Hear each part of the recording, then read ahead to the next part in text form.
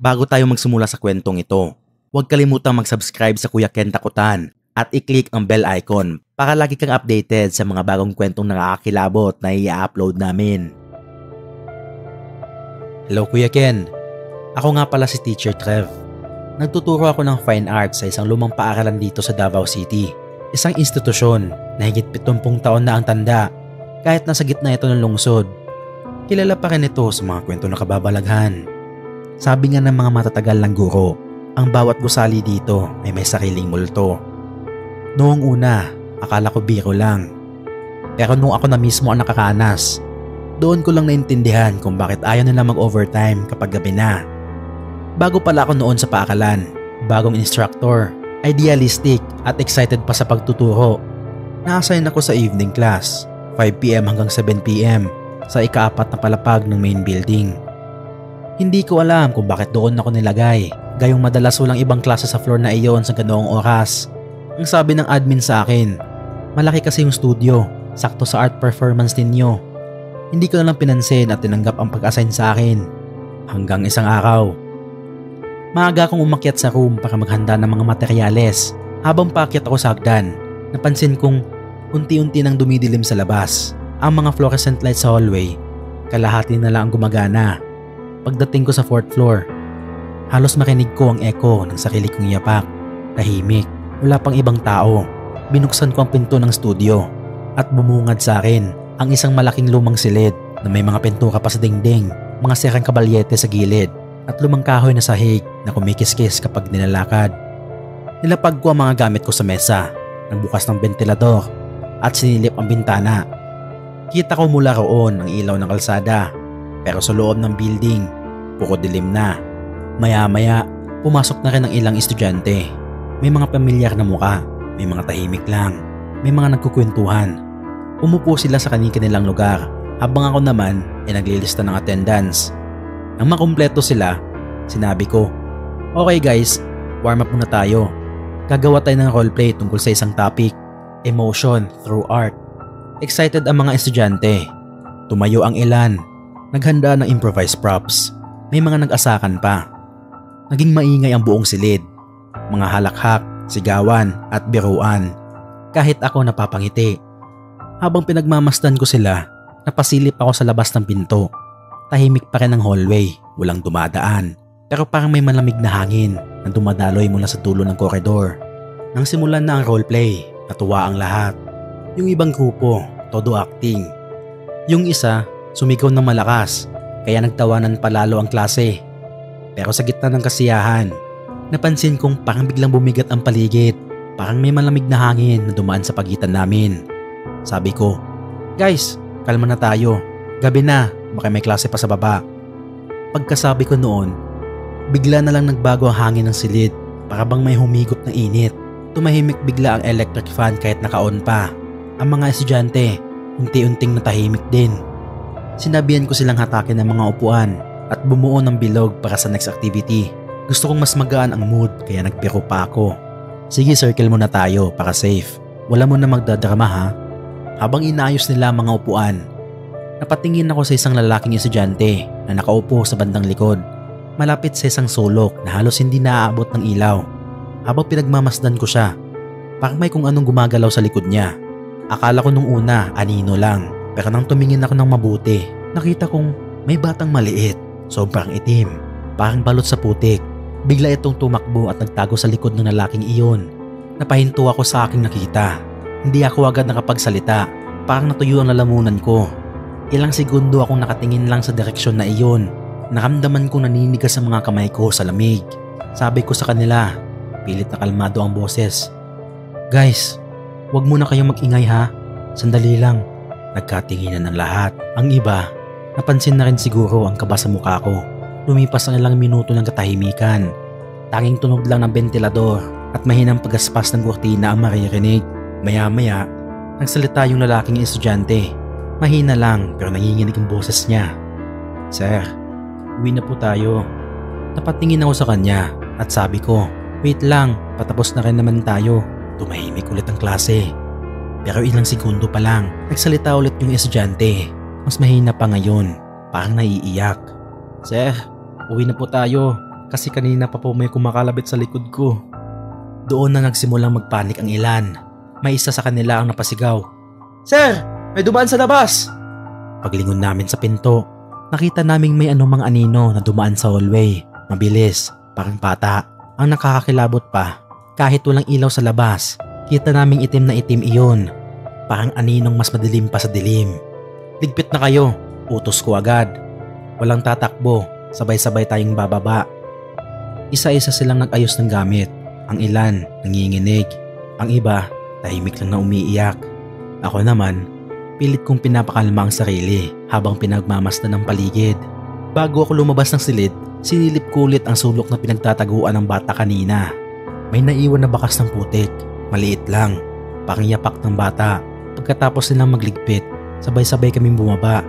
Sa bawat hakbang sagdan, parang may kasabay kaming humahabol. Naririnig kong parang may tumatakbo sa itaas. Maliliit na yabag na mabilis at magulo. Ang isa kong estudyante, napasigaw. Sir! Naririnig niyo yun? Tumango lang ako. Ayaw ko magsalita. Pagdating namin sa ground floor, halos sabay-sabay kaming huminga na malalim. Pero hindi pa tapos ang lahat. Sa pintuan palabas ng building, may janitor na nakatambay. Nakatingin siya sa amin, tila nagtataka. Saan kayo galing? Tanong niya. May klase pa ba sa 4th floor? Dapat wala ng tao doon. Meron po sir, fine arts po kami. Sagot ko. Napakunot ang noo ng janitor. Sabi niya, naku sir, huwag na po kayo mag-overtime doon, lalo na pag alas 6 pataas. Bakit naman? Tanong ko, kahit alam kong ayaw ko nang marinig ang sagot. Matagal na pong sinasabi ng mga maintenance na may batang naglalaro doon tuwing gabi. Nakita sa security camera, tumatakbo sa hallway, pero pag check nila, wala namang bata doon. Pag uwi ko ng gabing yun, hindi ako mapakali. Sa isip ko, baka stress lang, baka paranoia. Pero kinabukasan, pagbalik ko sa school, hindi ko napigilang umakyat ulit sa 4th floor. Tahimik pa rin, walang klase. Pero sa sahig ng hallway, may nakakalat na tuyong putik, maliit, parang mula sa yapak ng bata. Lumapit ako sa pintuan ng studio, sinilip ko mula sa labas. Nakalak na ito, pero may narinig akong mahina, parang may tumatakbo sa loob, 3 hakbang. Tumalikod na ako agad, hindi ko na tinapos ang kuryosidad ko. Simula noon, hindi na ako pumapayag mag-handle ng evening class sa 4th floor. Kapag naririnig ko ang mga estudyante kong nagkukwento na may narinig silang tumatakbo o tumatawang bata sa itaas kahit walang klase, napapahinto na lang ako. Kasi alam kong hindi imahinasyon lang yun. Isang araw, habang nag-uusap kami ng isa pang teacher, nabanggit niya, alam mo ba dati, bago pa i-renovate ang 4th floor, may aksidente daw na nangyari doon. Napatingin ako sa kanya. Anong aksidente? Mga late 1980s daw yun. May batang anak ng isa sa mga janitor. Laging naglalaro sa building habang naglilinis ang kanyang ama. Nadulas daw siya sa hagdan, 4th floor din daw, at namatay sa pagkahulog. Simula noon, may mga guro at estudyanteng nakakita ng maliit na bata, balot ng dumi o putik, tumatakbo sa hallway. Minsan sa CR, minsan sa art studio. Natulala ako, parang nanlamig ulit ang katawan ko. Isang linggo matapos ko makinig ang kwento, napadaan ako malapit sa 4th floor. Nagpapalipas lang ako ng oras habang naghihintay ng meeting. At napansin kong bukas ang pinto ng studio.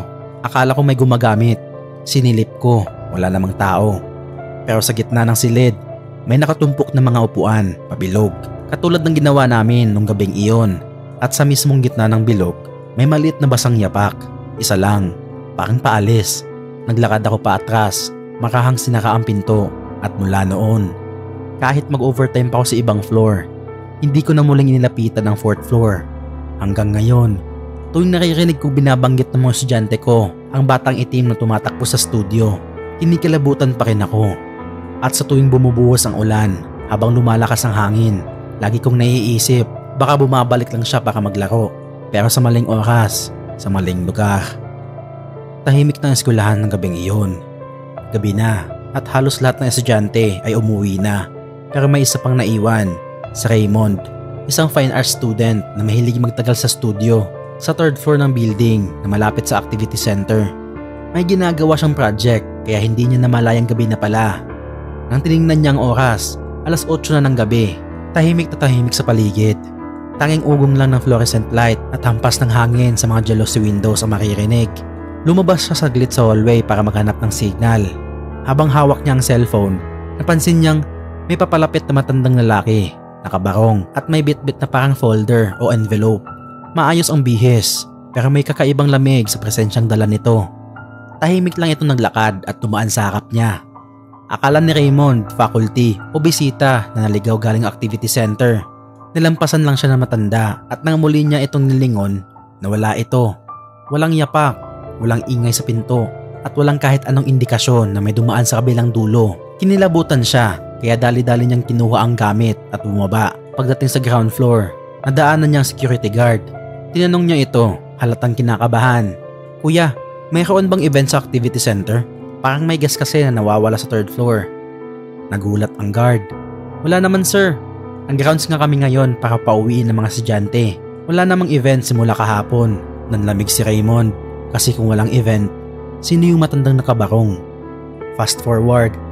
First week ko sa bagong duty ko bilang senior high school teacher. Although matagal na ako sa college department, ngayon lang ako na-assign sa senior high school. Sa unang meeting ko sa klase, okay naman lahat. Masigla ang mga estudyante, madaldal, pero masunurin. Pagdating ng midterms, ako na mismo ang nag-distribute ng results. Tinawag ko isa-isa mga estudyante para i-check ang grades nila sa harap. Medyo maingay ang klase kasi galing sa PE. Lahat naka-white t-shirt at maroon jogging pants, standard uniform. Pero habang busy ako, napansin kong may isang lalaki sa dulo ng classroom na hindi naka-PE uniform. Naka-blue t-shirt siya at jogging pants. Tahimik lang, nakaupo at nakatingin sa akin ng diretsyo. Blanko lang ang mukha niya, walang ngiti, walang reaksyon pero nakatitig. Nagpatuloy ako sa pagtawag ng mga pangalan hanggang sa matapos ko ang buong class list. Pero napansin ko, hindi ko siya natawag kahit minsan. Binalikan ko sa laptop ko ang class record, baka may bagong enrollee. Pag-angat ng ulo ko para silipin kung andun pa siya, bigla siyang nawala. Akala ko ako lang nakapansin. Pero kinakabukasan, tinanong ko ang mga estudyante, "Guys, may nakita ba kayong lalaking naka-blue shirt kahapon?" Umupo sa likod, tahimik lang. Tahimik sila, nagkatinginan, hanggang sa may isang nagsalita, "Sir, wala naman po. Lahat po kami naka-white at maroon, di ba?" Napalunok ako. Hindi ko na lang inulit. Naramdaman ko ang malamig na hangin na tumaan sa classroom kahit sarado ang pinto. Nang makasalubong ko ang dating teacher na naka-assign dati sa room na yon, napakwento ako. Tinanong ko kung may nakikita ba silang kakaiba noon. Tumigil siya sandali bago sumagot. "Sir Trev, baka siya yung sinasabi ng mga bata dati. Yung student daw na laging present sa roll call pero wala sa class record. Lagi raw nakaupo sa likod. Tahimik lang, sumasabay minsan sa attendance." Sabi ko, baka naman imagination lang. Ngumiti lang siya at naglakad palayo, pero bago tuluyang umalis, lumingon siya at sinabing, "Kung makikita mo siya ulit, wag mo na lang pansinin." Hanggang tingin lang talaga siya. Kinabahan ako sa sinabi niya, lalo na nung bumalik ako sa classroom kinabukasan at napansin kong may isa sa mga upuan sa likod na may basang marka. Walang sino man ang umupo doon buong araw. Ang huling kwento. Galing ito sa isa sa mga maintenance staff namin, si Ate Belen. Isang araw, bago ang foundation din ng school. Nag-overtime daw silang lahat para linisin ang activity area at ang paligid ng lumang building. Dahil sobrang gabi na sila natapos, nagpasya silang doon na lang matulog para maaga silang makabangon. Pinili nila ang lumang faculty room sa first floor ng old building kasi doon may kuryente at ventilador. Pero ayon kay Ate Belen, hindi pa sila nakakaidlip nang marinig nila ang kalansing ng kadena.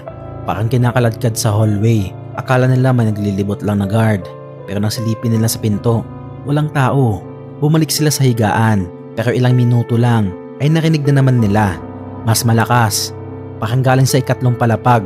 Sabay-sabay silang napatingin sa kisame. Kasi sa sobrang tahimik ng gabi, rinig na rinig nila ang bawat tunog ng bakal na humampas sa sahig. "Baka si Kuya Guard lang yan," sabi nung isa. "Hindi yan guard. Wala naman nagdadala ng kadena dito," sagot ni Ate Belen. Halos pabulong ang boses.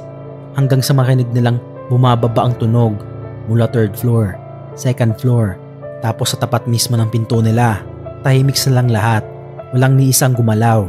Tanging tunog lang ng humampas na bakal at mahinang boses ng lalaking tila hinihingal ang niririnig nila. Nang may biglang kumalabog sa labas ng pinto, mabilis nilang sinindihan ng ilaw at walang tao ang nakita. Maraming salamat sa pakikinig at laging tandaan, sa Kuya Ken Takutan, tunay na kwento, tunay na kilabot. Kung nagustuhan mo ang video na to, huwag kalimutan mag-subscribe sa aming channel at i-share sa iba ang kilabot na hatid na ating bawat kwento. Maaari din kayong magbahagi ng iyong kwentong takutan sa aming Facebook page na Kuya Ken Takutan. Hanggang sa muli.